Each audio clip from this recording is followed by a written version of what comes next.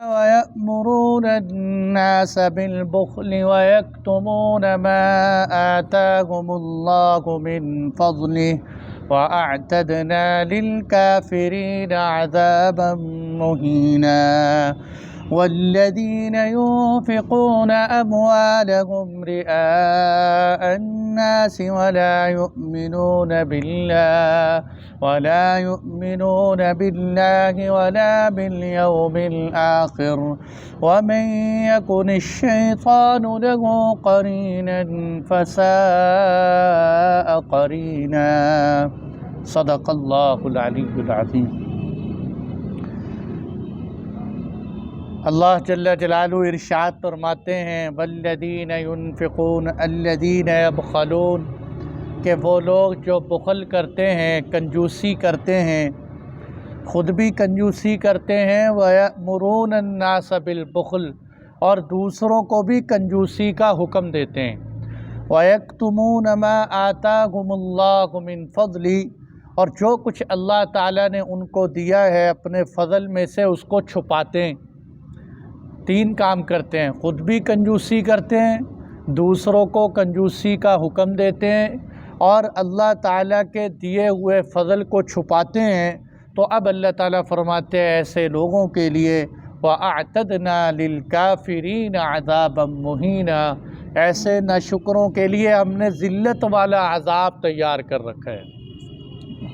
پھر آگے قرآن میں فرمایا وَالَّذِينَ يُنْفِقُونَ، اور وہ لوگ جو خرچ کرتے ہیں اموالہم، اپنے مالوں کو، لیکن اب دیکھو پیچھے تو تھا مال خرچ ہی نہیں کرتے کنجوس ہے، یہاں فرمایا مال خرچ کرتے ہیں لیکن رعاء الناس، ریاکاری کے لیے، لوگوں کو دکھانے کے لیے، ولا یؤمنون باللہ، حقیقت یہ ہے کہ جو ریاکاری کے لیے خرچ کرتے ہیں اگرچہ وہ ایمان کا دعویٰ کرتے ہیں لیکن وہ اللہ پر ایمان لایا ہی نہیں، وبالیوم الآخر، اور وہ آخرت پر ایمان نہیں لایا، وَمَن يَكُنِ الشَّيْطَانُ لَهُ قَرِينًا، اور جس کا ساتھی شیطان ہو تو فَسَاءَ قَرِينًا، بہت برا ساتھی۔ اب یہاں پچھلی آیت میں ہم اصل میں پڑھ چکے تھے، اللہ تعالیٰ نے پہلے اپنے حقوق بتلائے کہ میری عبادت کرو، شرک نہ کرو، والدین کے ساتھ حسن سلوک کرو، رشتہ داروں کے ساتھ اچھا سلوک کرو، اور یہ سب باتیں میں نے بتلائی تھیں کہ یہ حقوق انسان ادا کیوں نہیں کرتا، تکبر کی وجہ سے۔ تو اللہ تعالیٰ نے فرمایا تھا کہ ان اللہ لا يحب من کان مختالا فخورا، متکبر انسان کو اللہ پسند ہی نہیں کرتے، اور آگے چل کے بتایا کہ تکبر کی اصل بنیاد بخل ہے، اور اسی لیے اب بخل کی آیات اللہ تعالیٰ یہاں لائے کہ دیکھو نا انسان رشتہ داروں پہ خرچ کیوں نہیں کرتا، والدین پہ کیوں خرچ نہیں کرتا، کہ اس میں بخل کا مادہ پیدا ہو جاتا ہے، ایک کنجوسی پیدا ہو جاتی۔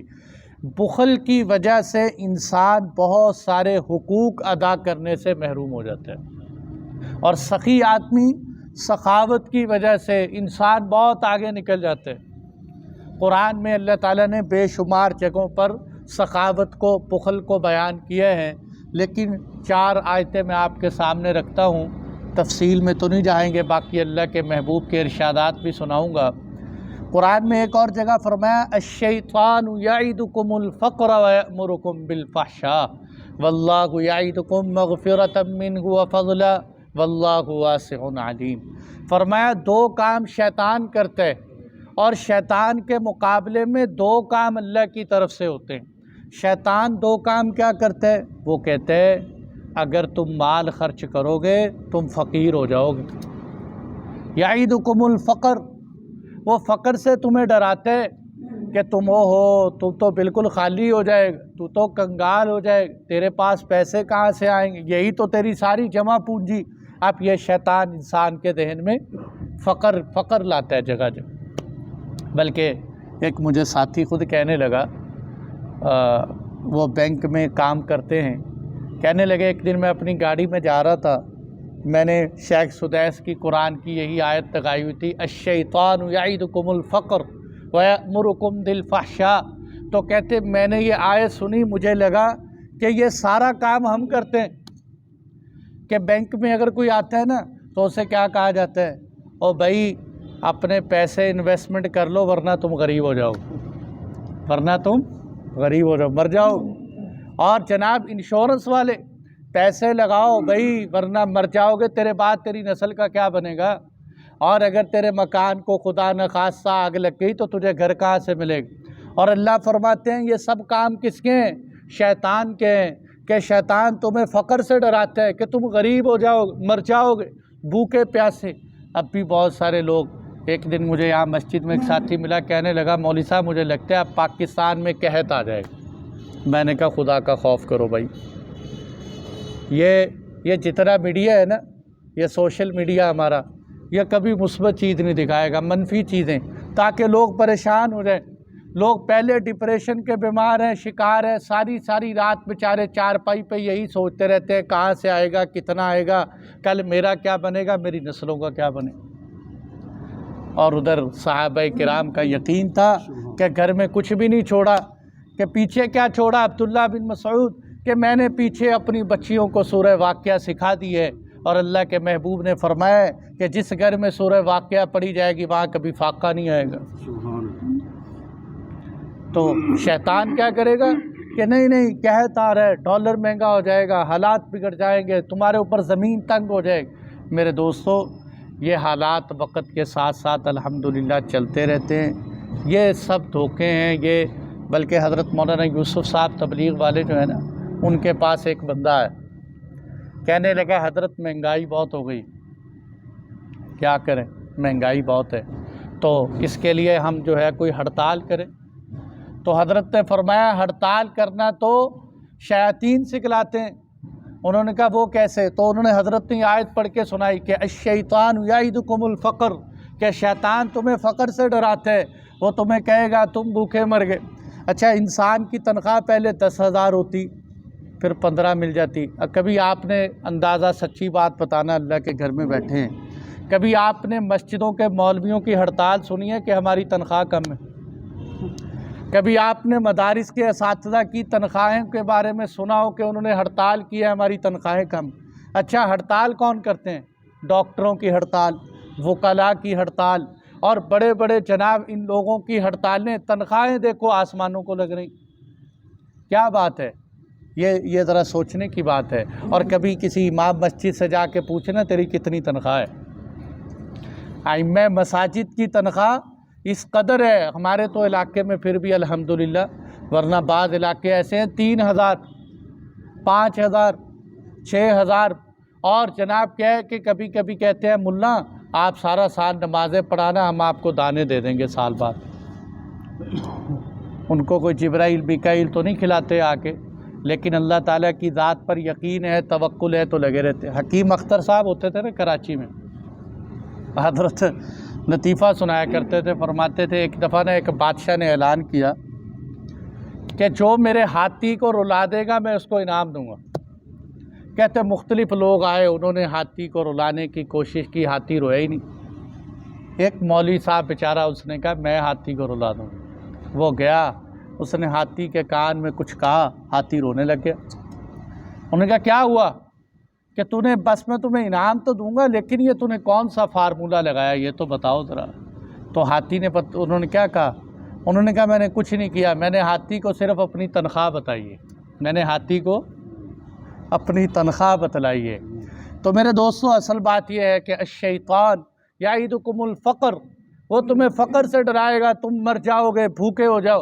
اچھا لوگ مثالیں دیتے ہیں پچھلے زمانوں کی، پچھلے زمانے میں کتنے گھر ہوتے تھے، پیسہ کتنا ہوتا تھا۔ اگر آج مہنگائی ہے تو پیسہ بھی تو دیکھو کتنے۔ اس لیے شیطان ہمیشہ فقر سے ڈرائے گا۔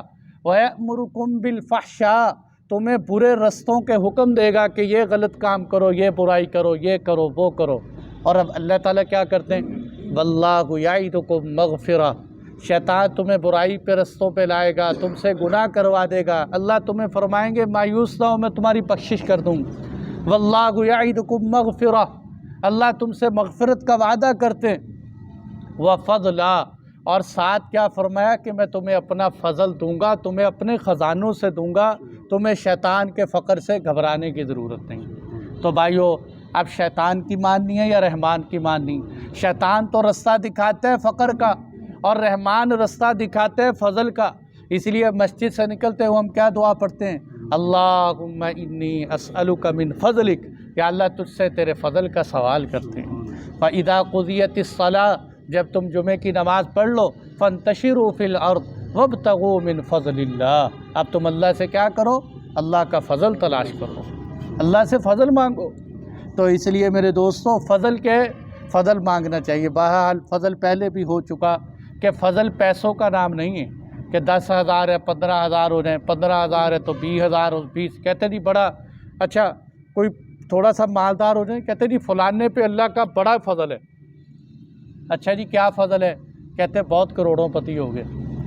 تو نمرود پہ بھی اللہ کا فضل ہوگا، قارون اور حامان پہ بھی اللہ کا فضل ہوگا، بڑے بڑے دنیا میں طاقتور لوگ آئے ہیں جنہوں نے اپنے آپ کو رب اعلیٰ ہونے کے دعویٰ کیے ہے، کیا ان پہ اللہ کا فضل؟ اس لیے فضل یہ نہیں ہے پیسہ ہونا فضل نہیں، اللہ نے یہ نہیں فرمایا وَابْتَغُوا مِن مَالِ اللَّهِ، اللہ سے مال مانگو، دینار مانگو، درہم مانگو، بلکہ کیا کہا؟ اللہ سے فضل مانگو، اللہ سے فضل مانگنا چاہیے۔ اس لیے ہمیشہ جو ہے فضل عافیت اللہ تعالیٰ سے۔ تو پہلی آیت الشیطان یعدکم الفقر ویأمرکم بالفحشاء، اور یہاں بھی کیا فرمایا؟ خود بخل کرتے ہیں، دوسروں کو بھی بخل کا حکم دیتے ہیں۔ شیطان خود کنجوس ہے، دوسروں کو بھی کنجوسی پہ لاتے ہیں، اور یہ صفت ہے یہود مدینہ منورہ کے یہودیوں کی کہ خود بھی بخیل تھے پرلے درجے کے، اور آ کے صحابہ کو کہتے تھے تم نے اتنا پسینہ کمایا، خون پسینہ لگایا، تمہاری بڑی مشکل سے یہ کھیتی تیار ہوئی ہے، اور تم جو ہے ایک اللہ کے نبی کے پیچھے جو ہے اپنا سارا مال لگا دو۔ صحابہ کو بھی آ کے ڈراتے تھے۔ وَيَأْمُرُكُمْ بِالْفَحْشَاءِ، اللہ تعالیٰ تمہیں جو ہے میرے دوستوں اگر ہم یہ آیت ذہن میں رکھ لینا تو میرے خیال میں انشاءاللہ کبھی مال کی کمی کی وجہ سے بندے کو ڈپریشن نہیں ہوگا، کہ اللہ تعالیٰ کی طرف سے دیکھو نا، اللہ قرآن میں ایک جگہ کیا فرماتے ہیں کہ یہ جو رزق ہے نحن قسمنا بینہم معیشتہم فی الحیاۃ الدنیا ورفعنا بعضہم فوق بعض درجات لیتخذ بعضہم بعضا سخریا، کہ کیا فرمایا؟ ہم نے معیشت کی تقسیم ہماری تقسیم ہے کہ ہم نے کسی کو مالدار بنایا تو کسی کو غریب بنایا، یہ تقسیم میری ہے۔ ورفعنا بعضہم فوق بعض درجات، یہ درجے ہم نے دیے ہیں، کسی کو لکھ پتی، کسی کو کروڑ پتی، کسی کو غریب بنا دیا۔ یہ جب یہ تقسیم ہی خدا کی ہے تو ہمیں گھبرانے کی کیا ضرورت ہے؟ اور پھر یہ اگلی بات ہے کہ تقسیم، حضرت علی رضی اللہ عنہ فرمایا کرتے تھے کہ اللہ کی تقسیم ہے، کسی کو اللہ نے مال دیا اور کسی کو علم دیا، اللہ کا شکر ہے اللہ نے ہمیں علم دیا، اور مال ختم ہو جانے والی چیز ہے، علم کبھی ختم نہیں ہوگا۔ ہاں تو کسی کو اللہ نے کیا دیا، کسی کو کیا دیا۔ اس لیے میرے دوستو وہ کیا فرمایا؟ الشیطان یعدکم الفقر ویأمرکم بالفحشاء، اور دوسری جگہ کیا فرمایا؟ وَلَا يَحْسَبَنَّ الَّذِينَ يَبْخَلُونَ بِمَا آتَاكُمُ اللَّهُ مِنْ فَضْلِهِ هُوَ خَيْرًا لَكُمْ بَلْ هُوَ شَرٌّ لَكُمْ سَيُطَوَّقُونَ مَا بَخِلُوا بِهِ يَوْمَ الْقِيَامَةِ، کہ وہ لوگ عام طور پہ بندہ پیسہ بچا لیتا نا، پیسہ بچ جائے یا کسی جگہ پہ نہ لگے، خرچ کرنے والی جگہ پہ خوش ہو جاتا ہے کہ میں نے اپنی چالاکی سے، ہوشیاری سے پیسے بچا لیے۔ قرآن کہتے ہیں وہ لوگ جو بخل کرتے ہیں، کنجوسی کرتے ہیں، وہ یہ خوش نہ ہوں کہ میں نے بہت اچھا کام کیا ہے اور ان کے لیے نفع ہے، بل ہوا شر لکم، بلکہ یہ تو ان کے لیے شر ہے۔ اور فرمایا یہ مال عن قریب تمہارے گھروں کے اندر طوق بنا کر ڈال دیا جائے گا، یوم القیامہ سیطوقون ما بخلوا بہ یوم القیامہ۔ اس لیے آپ صلی اللہ علیہ وسلم نے فرمایا لکل امت فتنۃ وفتنۃ امتی المال، ہر امت کا ایک فتنہ تھا، میری امت کا فتنہ مال ہے۔ یہ مال بہت بڑا فتنہ ہے، بڑی بڑی قد آور شخصیات، ہم تو کل کے بچے ہیں، بڑی بڑی قد آور شخصیات کو مال نے ہلا کے رکھ دی، یہ بہت بڑا فتنہ ہے۔ انما اموالکم واولادکم فتنہ، تمہارا مال، تمہاری اولاد یہ فتنہ کیا ہے کہ ان کی خاطر انسان بڑی بڑی آزمائشوں پہ پڑ جاتے ہیں۔ مال دیکھا، ایمان بیچ دیا۔ اس لیے آپ صلی اللہ علیہ وسلم نے فرمایا غربت بھی کاد الفقر ان یکون کفرا، قریب ہے کہ فقر بھی انسان کو کافر بنا دے، کہ پیسہ نہیں ہے پاس، مال دیکھا، مال کی خاطر کتنے لوگ باہر ممالک میں جاتے ہیں مرزائی ہو جاتے ہیں، قادیانی ہو جاتے ہیں۔ وہ کہتے ہیں اپنے جو ہے ویزوں کے اوپر قادیانی لکھ دو، احمدی لکھوا دو، تمہیں فری ویزا دلوا دیں۔ تو کتنے مسلمان نام نہاد مسلمان اپنا ایمان بیچ کر چند ٹکوں کی خاطر۔ میرے دوستو بات یہ ہے کہ کسی بندے نے کروڑوں کمائے، بڑے بڑے محل بنا دیے، کیا اس کو موت نہیں آئے گی؟ کیا وہ قیامت کے دن اللہ کے سامنے کھڑا نہیں ہوگا؟ اس کو سوال و جواب نہیں دینے پڑے؟ تو کیا وہ جو دنیا کی عارضی زندگی ہے اس زندگی کے لیے ہمیشہ کی زندگی کو بگاڑ لی؟ اس سے بڑا کوئی بیوقوف ہے؟ تو اس لیے قرآن جو ہے ہمیں کہتا ہے، بار بار سمجھاتا ہے، اور بلکہ ایک جگہ پر کیا فرمایا کہ ہم نے تمہیں دولت دی بھی اس لیے ہے لِكَيْ لَا يَكُونَ دَوْلَةً بَيْنَ الْأَغْنِيَاءِ مِنْكُمْ، تاکہ یہ دولت تمہارے اندر آپس میں گردش کرتی رہے، اس سے گئی اس کو گئی اس کو گئی اس کو گئی، چلتی رہے۔ دیکھو نا، کہتے ہیں دولت کی مثال حضرت امام غزالی ایسے ہی دیتے ہیں کہ جیسے انسان ہے نا، انسان کے بدن میں خون ہے، تو اسی طرح انسانی معیشت میں، اسلامی معیشت کے اندر دولت بھی ایک خون کی طرح ہے۔ خون اگر انسان کے بدن کا آپ نے دیکھے نا کہ اللہ معاف فرمائے کسی کا موہرا ٹوٹ جائے یا کسی کے نیچے والے حصے کو خون سپلائی نہ ہو تو وہ اس کا جسم کا حصہ کیا ہو جاتا ہے؟ بالکل مفلوج، ساقط شدہ ہو جاتا ہے۔ اسی طرح دولت یہ کیا ہے کہ اگر ایک جگہ پہ ٹھہر جائے، انسان مالوں کے ڈھیر لگا کے سانپ بن کے بیٹھ جائے، کسی کو 1 روپیہ نکال کے نہ دے، تو پھر اس سے اسلامی معیشت کے اندر بڑا نقصان پھیلتا ہے۔ نقصان کیا ہوتا ہے؟ بقول کسی شخص کے نقصان کیا ہوتا ہے کہ جب مالدار لوگ اپنے مال میں بخل کرتے ہیں تو غریبوں کی بچیاں بازاروں کی زینت بن جاتی ہیں، غریبوں کی بچیوں کے بازاروں میں سودے ہوتے ہیں، پھر لوگ بیچارے اپنے ایمان بیچتے ہیں۔ اسی لیے آپ نے فرمایا کہ اللہ تعالیٰ کی ناراضگی کی نشانی کیا ہے کہ اللہ مال بخیلوں کو دیتے ہیں، اللہ مال بخیلوں کو دیتے ہیں۔ تو اس لیے بھائیو، اور ایک جگہ کیا فرمایا؟ انفقوا فی سبیل اللہ ولا تلقوا بایدیکم الی التہلکہ، تم خدا کی راہ میں خرچ کرو، اپنے آپ کو ہلاکت میں نہ ڈالو کہ مال جمع کر کر کے خوش ہو رہے ہیں۔ اور ایک جگہ فرمایا ہا انتم ہؤلاء، یہاں تو بڑا انداز ہے قرآن کا، ہا انتم ہؤلاء تدعون لتنفقوا فی سبیل اللہ فمنکم من یبخل ومن یبخل فانما یبخل عن نفسہ واللہ الغنی وانتم الفقراء۔ فرمایا کہ یہ تو ایسے لوگ ہیں کہ جب ان کو کہا جاتا ہے کہ خدا کے راستے میں خرچ کرو تو ان میں سے بعض لوگ ایسے ہیں وہ بخل کرنا شروع کر دیتے ہیں۔ قرآن نے آگے کیا فرمایا؟ جو بخل کرتا ہے وہ کسی کا کیا نقصان کرتا ہے؟ وہ اپنے ہی نقصان کرتا ہے۔ اور فرمایا ہاں یاد رکھنا کہ تمہارے مال کی خدا کو کوئی ضرورت نہیں ہے، واللہ الغنی، اللہ تو بادشاہوں کا بادشاہ بے نیاز ہے، اس کو تمہارے مال کی کوئی ضرورت نہیں، وہ تو ساری دنیا کو دیتا ہے، وہ تمہارے مال کو لے کے کیا کرے؟ اللہ کو تو تمہاری قربانیوں کے گوشت پوست کی بھی ضرورت نہیں، بلکہ اللہ کے ہاں تو تقویٰ پہنچتا ہے۔ تو اس لیے میرے دوستو کیا فرمایا؟ الذین یبخلون ویأمرون الناس، خود بھی بخل کرتے ہیں، اوروں کو بھی بخل کرو۔ اچھا، اس کائنات میں بڑے بڑے سخی بھی گزرے، سخاوت میں نے جیسے کہا نا، اللہ کو سخاوت بڑی پسند۔ ایک چھوٹا سا واقعہ بھی ہے، لطیفہ بھی ہے۔ ایران کا بادشاہ تھا کسریٰ، کسریٰ کا پوتا تھا خسرو پرویز۔ یہ خسرو پرویز بہت سخی آدمی تھا۔ اس کے دربار میں ایک دفعہ ایک مچھیرا آیا، مچھلیاں والا۔ وہ مچھیرا آیا، اس نے آ کے مچھلی لائی، تو مچھلی بہت خاص قسم کی بڑی اعلیٰ مچھلی تھی۔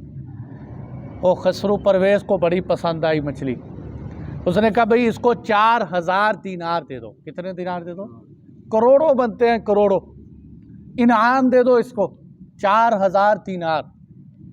اب مچھیرے کی تو موجیں لگ گئی، کہاں مچھلیاں بیچ بیچ کے بیچارے نے 10-20 کمانے تھے، وہاں 4000 دینار مل گئے۔ اب مچھیرا خوشی خوشی جب دربار سے جانے لگا تو یہ بعض دفعہ کہتے ہیں انسان خود سخی ہوتا ہے، پاس والے بخل پہ لا دیتے ہیں۔ جیسے قرآن نے بھی کہا نا، کوئی بخل کا حکم دیتے ہیں۔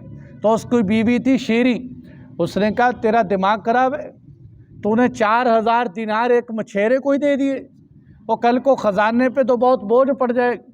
اس نے کہا اب میں سخاوت کر چکا ہوں، اب پیسے واپس نہیں میں لے سکتا۔ اب میں کیسے واپس لوں، میری غیرت کے خلاف ہے۔ تو انہوں نے کہا نہیں نہیں، چاہے جو کچھ بھی ہے نا تم اس کو واپس لو، طریقہ میں بتاتی ہوں۔ انہوں نے کہا طریقہ کیا ہے؟ اس لیے ہمارے ایک استاد فرمایا کرتے تھے، مولانا احسان الحق صاحب، ہمیں اس وقت یہ بات سمجھ نہیں آئی لیکن اب زندگی گزرتے ہوئے سمجھ آ رہی۔ بڑوں کے تجربے ہوتے ہیں نا، وہ وقت کے ساتھ ساتھ سمجھ آتے ہیں۔ حضرت کو کسی نے پرچی لکھی درس میں سبق پڑھاتے ہوئے کہ استاد جی کس قسم کی صفات والی لڑکی سے شادی کرنی چاہیے؟ تو ہمارے ذہن میں تھا کہ حضرت کہیں گے عالمہ ہو یا بہت پڑھی لکھی بچی ہو، کوئی ڈاکٹر ہو، پی ایچ ڈی ہو۔ ظاہر سی بات ہے، علماء تو اہل علم یہی بات کہیں گے، لیکن حضرت نے خلاف قیاس ہمارے ذہنوں سے بالا تر جواب دیا۔ فرمایا کہ ایسی عورت سے شادی کرنا جس میں سخاوت ہو، جس میں کیا ہو۔ میں نے کہا یار اس سے کیا تعلق ہے سخاوت کا؟ لوگ حسن دیکھتے ہیں، کوئی مال دیکھتا ہے، کوئی جناب برادریاں دیکھتا ہے، کوئی باہر یورپ دیکھتا ہے، یہ کہتے ہیں وہ عورت دیکھنا جس میں سخاوت۔ اب پتہ چلا کہ حضرت نے 100 کی ایک سنائی ہے کہ سخاوت کا مادہ 100 عورتوں میں کوئی ایک ہوگی، کوئی ایک ہی ملے گی، وہ گنا چنا دانہ ہوگا، اور حضرت نے اسی کی نشاندہی کی ہے۔ وہ کیا کہتی ہے؟ کہتی طریقہ میں بتاتی ہوں کہ تم اس کو کیا کہو، تم اس کو یہ کہو کہ یہ مچھلی نر ہے یا مادہ۔ اگر یہ کہے نر ہے تو کہنا مجھے مادہ چاہیے تھی، اور اگر یہ کہے مادہ ہے تو کہنا مجھے تو نر مچھلی چاہیے تھی۔ اب دیکھو کیسا شیطان جو ہے، اسی لیے کہا کہ شیطان کا مکر بھی بڑا خطرناک ہے، عورتوں کا مکر بھی بڑا خطرناک ہے۔ تو یہ بتایا، طریقہ بتا دی۔ اس نے کہا ادھر آؤ بھائی مچھیرے سے، یہ مچھلی نر ہے کہ مادہ؟ اب مچھیرا بھی بادشاہ کے دربار میں آتا جاتا تھا، اتنی عقل تو اللہ نے اس کو بھی دی تھی کہ بادشاہوں کے دربار میں رہنا کیسے۔ اس نے کہا جی نہ یہ نر ہے نہ یہ مادہ ہے، یہ خسرہ ہے، یہ مچھلی جو ہے یہ مقدس ہے، نہ یہ نر ہے نہ یہ مادہ، یہ خسرہ ہے۔ اب بادشاہ نے کہا کہ اس کے جواب کے کیا کہنے، اس کو 4000 دینار اور دے دو، اس کو 4000 دینار اور۔ اب 8000 دینار اس کے پاس ہو گئے۔ اب اللہ کی شان، اب شیری پریشان ہے کہ یہ تو ساری حل الٹے ہو گئے۔ اب جب وہ بشیرہ جو ہے نا وہ 8000 دینار لے کے جانے لگا تو اس سے 1 دینار زمین پہ گر گیا، اس نے وہ دینار بھی اٹھا لیا۔ اب اس نے کہا کہ کتنا کم بخت ہے شیری نے، کہ کتنا نیچ آدمی ہے، کتنی گھٹیا حرکت کی۔ 8000 دینار لے کے گیا، 1 دینار زمین پہ گرا، وہ بھی نہیں چھوڑا، وہ بھی اٹھا کے لے جا رہے۔ تو کہنے لگی بادشاہ ایسے کنجوس آدمی کو آپ اتنے پیسے دے دیے، بلاؤ اس کو واپس۔ بادشاہ نے کہا تمہیں میں نے اتنے مال دے دیے، تمہیں 1 دینار کی کیا ضرورت تھی، تو نے وہ بھی زمین سے اٹھا لی۔ اب مچھیرے نے کیا جواب دیا؟ مچھیرے نے کہا بادشاہ سلامت، مسئلہ دیناروں کا نہیں ہے، مسئلہ پیسوں کا بھی نہیں ہے، مسئلہ اصل میں یہ تھا کہ دینار پہ آپ کی تصویر تھی، میں نے کہا آپ کی تصویر کی بے حرمتی نہ ہو جائے، اس لیے میں نے دینار کو زمین سے اٹھا لیا۔ تو اس نے کہا اس کو 4000 دینار اور دے دو۔ تو وہ 12000 دینار مچھیرا بادشاہ کے دربار سے لے کے نکلا۔ تو اس وقت ایسے سخی لوگ بھی ہوتے تھے، حالانکہ یہ کوئی مسلم نہیں تھا، لیکن سخاوت دیکھو کہ کس قدر سخاوت ہے اپنے اندر۔ تو اس لیے اصل بات کیا ہے کہ ہمیشہ انسان کے اندر سخاوت ہونی چاہیے۔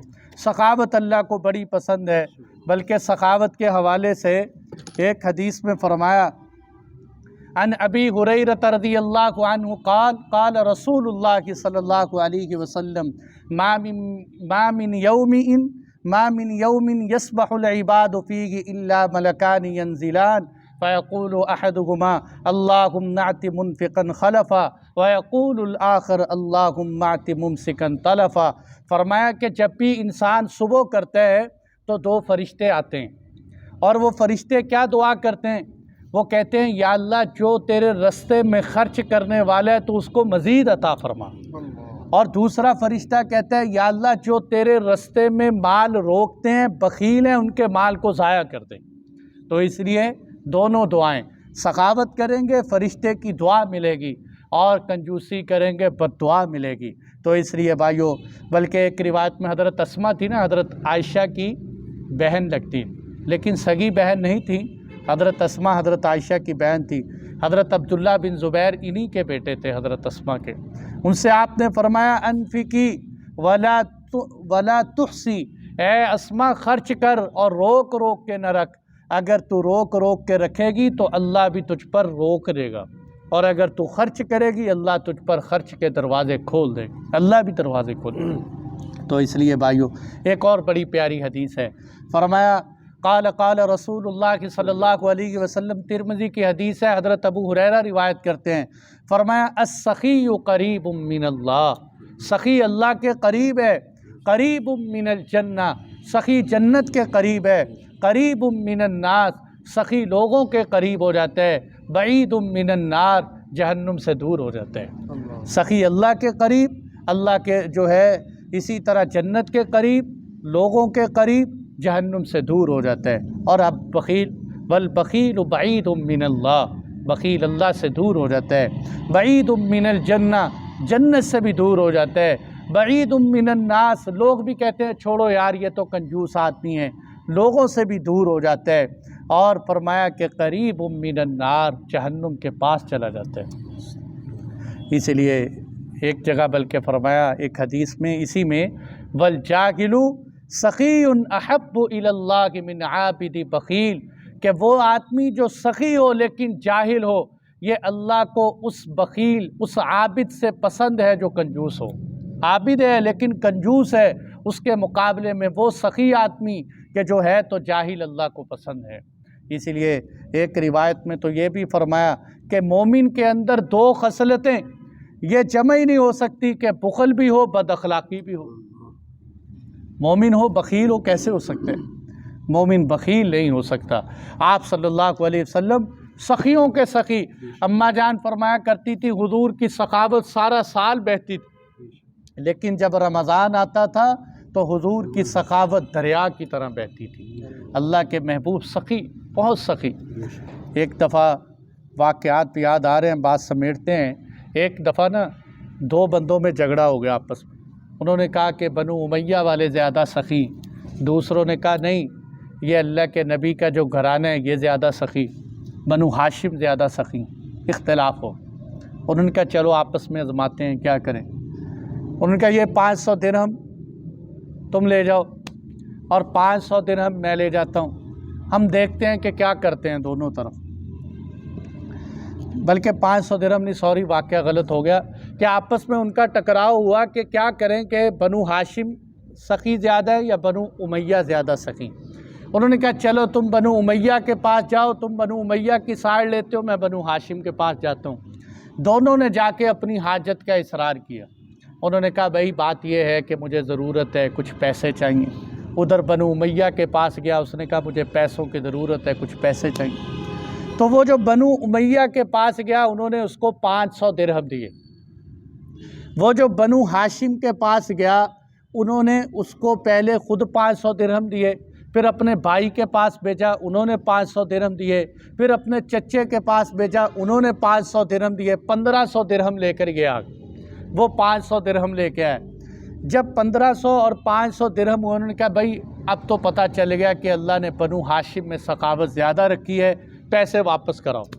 اب پیسے لے کر جب واپس گئے، بنو امیہ والوں کو پیسے دیے، انہوں نے کہا ٹھیک ہے بھائی تم پیسے لے آئے ہو، چلو جمع کروا دو۔ بنو ہاشم کے پاس گئے، انہوں نے کیا کہا؟ انہوں نے کہا لے جاؤ، چاہے تم نے ہمیں آزمانے کے لیے کیا، چاہے تمہیں ضرورت تھی، بنو ہاشم سے، نبی کے گھرانے سے جب مال نکل جائے واپس نہیں آیا کرتا۔ نبی کے گھرانے سے جب مال نکل جائے واپس نہیں آیا کرتا۔ یہ سخاوت تھی، اس لیے کہتے ہیں سید خاندان کی پہچان سخاوت ہوگی۔ وہ مال چھینتے نہیں، وہ لوگوں سے لیتے نہیں ہیں کہ جی میں سخی ہوں، میں سید ہوں، مجھے کچھ پیسے چھوڑ دو۔ بے شرمی کی بات ہے کہ چند ٹکوں کی خاطر بندہ سید ہونے کی نسبت بیچ دے یا عالم ہونے کی نسبت بیچ دے۔ سخی اور سید کا گہری پسری کا آپس میں جوڑ ہے کہ یہ سخی ہوتے ہیں۔ اس لیے فرمایا الذین یبخلون ویأمرون الناس بالبخل ویکتمون ما آتاکم اللہ من فضل۔ وہی بات ہے، اللہ کا فضل علم ہو اس کو بھی چھپاتے ہیں، مال ہو اس کو بھی چھپاتے ہیں۔ فرمایا ایسوں کے لیے ہم نے ذلت کا عذاب تیار کر رکھا ہے۔ اور دوسری بات فرمائی کہ کچھ لوگ ہیں مال تو خرچ کرتے ہیں لیکن ریاکاری کے لیے کرتے ہیں۔ ریاکاری بہت بڑا فتنہ ہے، اس لیے آپ صلی اللہ علیہ وسلم نے فرمایا کہ جس آدمی نے دکھلاوے کی نماز پڑھی اس نے شرک کیا، جس نے دکھلاوے کا روزہ رکھا اس نے شرک کیا، یہ شرک خفی ہے، اور قیامت کے دن اللہ فرمائیں گے جا جس کے لیے عمل کیا ہے اسی سے بدلہ لے لے اس کا۔ تو اس لیے بھائیو، آج ہماری شادیوں کی بنیادیں ریاکاری ہیں، ہمارے آپس میں ایصال ثواب کی جتنے بھی رسم و رواج ہیں سب کی بنیاد ریاکاری ہے۔ پوچھ لو بھائی یار شادی سادہ کر لو، کہتے ہیں لوگ کیا کہیں، ناک نہیں رہے گی، اور جناب جو ہے مونچھ نہیں رہے گی، ہماری مونچھ کٹ جائے گی، برادری والے کیا کہیں گے، شریکہ کیا کہے گا، قبیلہ کیا کہے گا۔ یہ سب نسبتوں کے اوپر انسان کا پیسہ خرچ ہو رہا ہے، اور یہ سب انسان کی محنت کا لگا ہوا پیسہ ضائع جا رہا ہے، ٹکے کا بھی ثواب نہیں ملتا، بلکہ انسان کا الٹا وبال کا سبب بن جاتا ہے۔ جہاں مال دیکھو میرے دوستو، اسی لیے فرمایا وَمَن يَكُنِ الشَّيْطَانُ لَهُ قَرِينًا، جس کا دوست شیطان ہو تو شیطان تو پھر برے رستے ہی دکھائے، اور سب سے برا ساتھی عربی میں کہتے ہیں اس لیے کہ دوست جو ہے نا، کسی کو دیکھنا ہو اس کو نہ دیکھو، اس کے دوستوں کو دیکھو وہ کیسے ہے، جیسی مجلس جیسی نشست ویسا یہ ہوگا۔ جس کا دوست شیطان ہوگا تو شیطان ایسا خبیث انسان ہے کہ یہ کیا کرے گا، جہاں ضرورت ہے وہاں مال نہیں لگوائے، جہاں ضرورت نہیں ہے وہاں مال لگوائے۔ ایسا خبیث ہے کیا کرے گا کہ جہاں یہ وہاں مال لگائے گا جہاں لوگوں کو نظر آتا ہو۔ بلکہ مجھے وہ قاری نذیر صاحب آپ حضرات جانتے ہیں، مجھے خود بتانے لگے، کہنے لگے ہمارے مدرسے میں ایک بندہ آیا، ریاکاری دیکھو، ہمارے مدرسے میں ایک صاحب آ کے کہنے لگے جی یہ پنکھا لگانا ہے ہم نے ایک مسجد میں مدرسے میں۔ میں نے کہا ٹھیک ہے بہت اچھی بات۔ کہتا ہے ہماری ایک شرط ہے کہ ایک پر کے جو پنکھا ہے نا اس کے ایک پر پہ میرا نام لکھوا دینا، دوسرے پر پہ ابے کا نام لکھوا دینا۔ ایک پر پہ میرا نام، دوسرے پر پہ ابا کا نام۔ تو میں نے قاری صاحب سے کہا آپ نے مشورہ دینا تھا تیسرے پہ دادے کا لکھوا دو، ایک پر تو خالی ہے نا۔ تو کہیں نہ کہیں انسان نیکی کرتے، کہتے تھے نیکی کر دریا میں ڈال، اب نیکی کر موبائل میں ڈال دو، اور ساری دنیا دیکھتی ہے۔ حج پہ کوئی گیا ہے پتہ ہی نہیں چلتا، کہاں سے پتہ چلے گا، موبائل سے پتہ چلے گا فلاں حاجی صاحب ہو گئے۔ عمرے کا بھی پتہ چلے گا تو اسی سے موبائل سے ہی پتہ چلے گا۔ اسی لیے جو ہے بھائیو ضرورت ہے اس بات کی کہ انسان جو ہے نا دکھلاوا نہ ہو، دائیں ہاتھ سو دے بائیں ہاتھ والوں کو پتہ نہ چلے۔ یہ ہے امام زین آخری بات، امام زین العابدین رحمۃ اللہ علیہ وفات پا گئے، زندگی میں پتہ ہی نہیں چلا کسی کو کہ حضرت کا کیا خرچ تھا۔ کہتے جب وفات پا گئے تو پتہ چلا کہ 100 گھر ایسے تھے کہ جن کا گزر بسر آپ کے اوپر تھا، 100 گھرانے ایسے تھے۔ آج میرے دوستو یہ کرونا آیا تھا نا، ایک ماسک دیتے ہوئے بھی تصویر لینا، یار میں ماسک دے رہا ہوں، پیسے دیتے ہیں۔ تو بعض غرباء نے کہہ دیا، انہوں نے کہا اللہ کے بندو ہمیں ماسک نہ دو جتنا تم نے ذلیل کر کے رکھ دیا ہے ہمیں، ساری دنیا کو دکھا دیا کہ یہ محتاج ہے بیچارہ، حالانکہ اس کی محتاجی کو تو اللہ نے چھپا کے رکھا ہوا۔ اور یہ شیطان نیکیاں ضائع کروانے کا ہیلہ بنائے۔ شیخ سعدی فرماتے ہیں میں رات کے وقت اٹھا تو میں نے جو ہے نا تہجد کی نماز پڑھی، اور باقی گھر میں سوئے ہوئے تھے۔ میں نے والد صاحب سے کہا آج تو میں نے تہجد پڑھی، سارے سوئے ہوئے تھے۔ انہوں نے کہا بیٹا بہتر تھا کہ تو تہجد ہی نہ پڑھتا، تو تہجد ہی نہ پڑھتا۔ انہوں نے کہا کیوں؟ انہوں نے کہا تو نے تہجد کے وقت تو اٹھا، تو نے اس وقت اٹھ کے سب کا عیب دیکھا، اور وہ جو سوئے ہوئے تھے ان کے ذہن میں یہ بات تھی کہ شیخ سعدی تو رات کو اٹھ کے تہجد پڑھتے ہیں۔ انہوں نے تیری صفت دیکھی، تو نے ان کا عیب دیکھا، کاش تو تہجد میں اٹھ کے ان کا عیب نہ دیکھتا، مجھے نہ بتلاتا آگے کہ لو جی میں جو ہے، بلکہ لوگ کہیں گے جی وہ صبح کے وقت جب میں اذانوں سے پہلے اٹھا نا نماز پڑھنے کے لیے یعنی میں تہجد گزار ہوں، اور جی میں جب قرآن پڑھ رہا تھا نا تو ایسے ہوا، یعنی میں بہت قرآن پڑھنے والا ہوں۔ صحابہ اپنی نیکیاں چھپایا کرتے تھے، اپنی نیکیاں چھپائیں، جس ذات کے لیے ہم کرتے ہیں وہ جاننے والا ہے۔ ذکر ہم کیوں کہتے ہیں آہستہ کرو؟ اس لیے فرمایا کہ سب سے افضل ذکر وہ کیا ہے؟ آہستہ آواز، افضل الذکر الخفی، جو پوشیدہ۔ کیوں؟ اس لیے کہ آپ نے فرمایا جس کو تم پکارتے ہو نہ وہ بہرا ہے، نہ وہ اندھا ہے، نہ گونگا ہے، وہ سب کچھ جانتا ہے، وہ جانتے ہیں۔ علیم بذات الصدور، وہ تو سینے سے گزری ہوئی باتوں کو جانتا ہے، تو تمہاری نیکیوں کو نہیں جانتا؟ اللہ جل جلالہ ہمیں اخلاص کی اور سخاوت پہ چلنے کی توفیق عطا فرمائے۔ الحمدللہ۔